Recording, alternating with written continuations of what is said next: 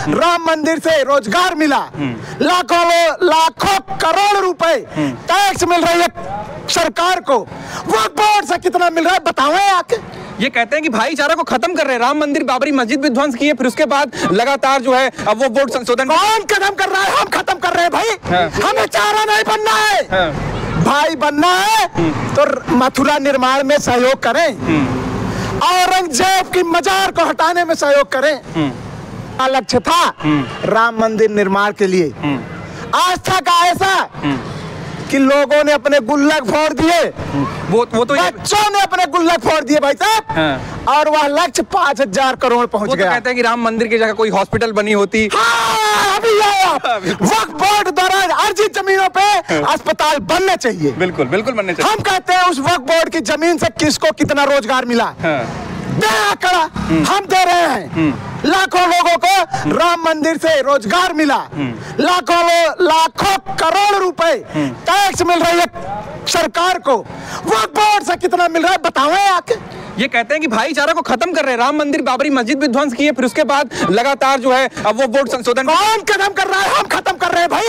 हमें चारा नहीं बनना है, भाई बनना है तो मथुरा निर्माण में सहयोग करें, औरंगजेब की मजार को हटाने में सहयोग करें, ज्ञान वापी निर्माण में सहयोग करें। भाई बने ना, लेकिन चारा नहीं बनेगा भाई।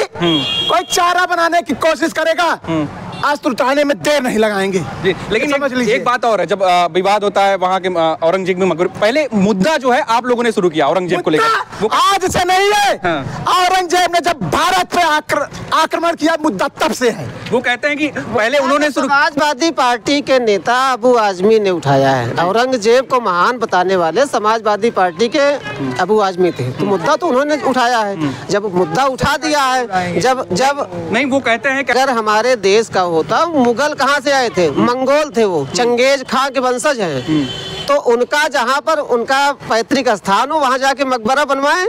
मजार नहीं बना सकते, कब्र बना सकते हैं, कब्र बना दे, लेकिन मजार बना के उसकी पूजा नहीं कर सकते हिंदुस्तान में, क्योंकि हिंदुओं का देश है। यहाँ ये मुगल का देश नहीं है। वो जाए अपने जहाँ। आप लोग 12 तारीख की प्लानिंग है, 12 तारीख को क्या करने वाले हैं? जो कहते हैं कि मतलब वो कहते हैं दलित नेता को प्रताड़ित किया जा रहा है, दलित सांसद को प्रताड़ित किया जा रहा है, उसके घर पे चढ़ के तोड़फोड़ की जा रही है। आप मतलब एक तरह से बुलडोजर लेके पहुंच गए थे भाई। क्या दलित बाली भी था जिसके संहार के लिए भगवान श्री राम ने धनुष उठाया था।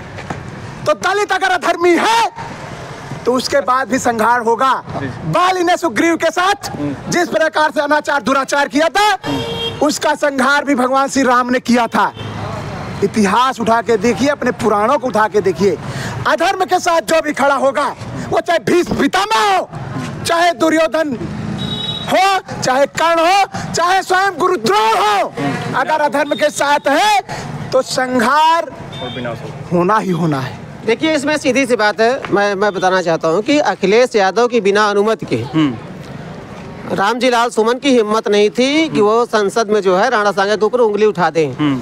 अच्छा क्या मतलब उनकी अनुमति थी तभी ये हुआ? भाई साहब अनुमति ना होती तो अभी तक उनको पार्टी से निकाल दिए होते। जी बिल्कुल, आपने सही बोला। अभी तक पार्टी में क्यों है वो? इसका मतलब है कि उनकी अनुमति थी और उनसे कहवाया गया, और इसलिए कहवाया गया कि दलित से इसलिए कहवाया गया कि ये जो है बताएं कि दलितों के ऊपर अपमान जो है आक्रमण अत्याचार कर रहे हैं, आक्रमण कर रहे हैं दलितों। विषय यहाँ से नहीं है। स्वामी प्रसाद की ऐसी तैसी कर दी सपा ने, बिल्कुल अनाप सपा बुलवाया गया। आज स्वामी प्रसाद की क्या स्थिति है आप देख लीजिए। सपा क्या साथ दे रही है? नहीं दे रही। दलित भाइयों देखिए इनकी ओछी राजनीति। स्वामी प्रसाद के साथ किस प्रकार घिनौना खेल खेला। पहले तो अनाप से मनाप बुलवाया, धर्म ग्रंथों पे भड़काया, और उसके बाद स्वामी प्रसाद की स्थिति क्या है? आज मक्की की तरह निकाल। आज समर्थन कर रहे हैं, स्वयं नहीं बोले। घर से 6 सांसद हैं, किसी ने नहीं बोला। बुलवाया किससे? बोलने से पहले टीवी पे देखने पर हम ये दावा करते हैं 90% लोग ये नहीं जानते थे कि ये दलित है। बिल्कुल नहीं जानते। पहली बात हम लोग नहीं। हम आपसे पूछना चाहते हैं पत्रकार बंधु, नहीं जानते, क्या आप जानते थे वो दलित है? जिस प्रकार से रामजी लाल नाम आया उसमें राम तो फिर हमने सोचा ये कौन सा ऐसा सनातनी है। हमने तो ऐसा निर्णय लिया और हमने सोचा कि कहीं न कहीं कालनेमी का कार्य है। जिस प्रकार से हनुमान जी को रोकने का कार्य किया गया था कालनेमी के रूप में राक्षस द्वारा, आज सनातन के मार्ग में इस प्रकार के अनेक रोने आएंगे सनातनियों।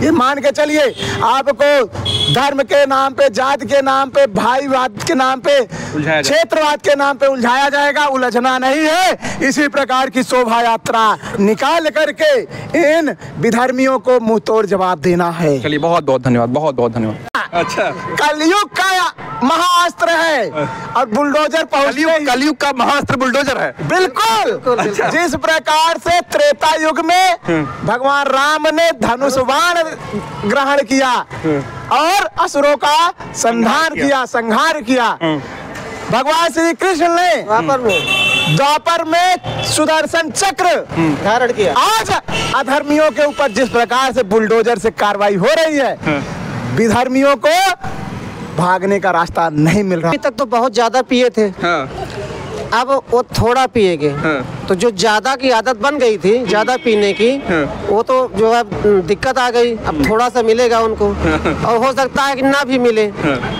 इतना दिन बहुत पी लिए, जैसे वो वैसी हैं, करोड़ों की संपत्ति जो है वक्फ बोर्ड की दबाए बैठे थे, खूब आराम से जो है पी रहे थे, लेकिन अब पीने को मिलेगा नहीं। तो उनको जो है भाई गुस्सा तो आएगा ही, जो हमेशा खाया पिया है अगर उसको। और बाकी जो गरीब मुसलमान हैं उनको चमन्नी नहीं मिलती थी, वक्फ बोर्ड से उनको चमन्नी नहीं मिलती थी। उनको उकसा रहे, चलो भैया रोड पे चलो और हंगामा करो, तोड़ फोड़ करो, पत्थरबाजी करो, और उसके बाद जो है पकड़े जाओ, जेल में जाओ, वहाँ चक्की पीसो, तुम्हारे घर के लोग बर्बाद हो जाए, तुम्हारा घर बर्बाद हो जाए। और उनके बच्चे जो भड़का रहे हैं, मौलाना और जो नेता लोग भड़का रहे हैं, उनके बच्चे विदेश में पढ़ रहे हैं और गरीबों के बच्चों को कह रहे हैं, जबकि गरीबों का ही फायदा है। बिल्कुल।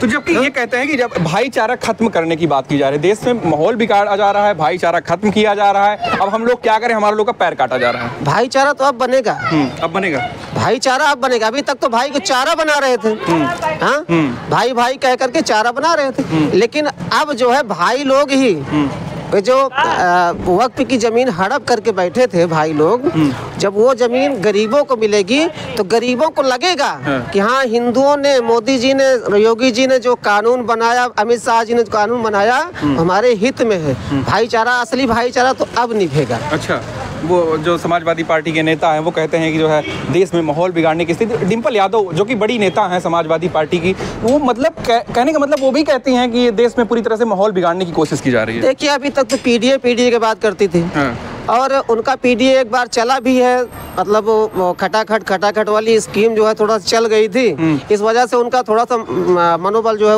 ऊंचा उठ गया था।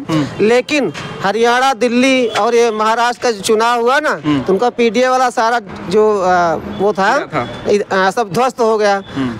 अब उनकी जमीन बची नहीं है। पहली बात तो उनके पास अब मुसलमान भी नहीं बचेंगे, क्योंकि वक्फ बोर्ड का जो कानून बना है ना, इससे जो है इतना फायदा होगा पसमानदा मुसलमानों को कि वो लोग समझेंगे कि अभी तक 70 साल तक आज़ादी को उनको कुछ नहीं मिला था, और अब जो है मोदी जी के राज में उनको जब अभी 3-4 साल का जो है जो इनका कार्यकाल बचा हुआ है, इसमें इतना फायदा उनको पहुंच जाएगा ना कि ऑटोमेटिक अखिलेश यादव को भूल जाएंगे, पीडीए ध्वस्त हो जाएगा। चलिए, बहुत बहुत धन्यवाद, बहुत बहुत धन्यवाद।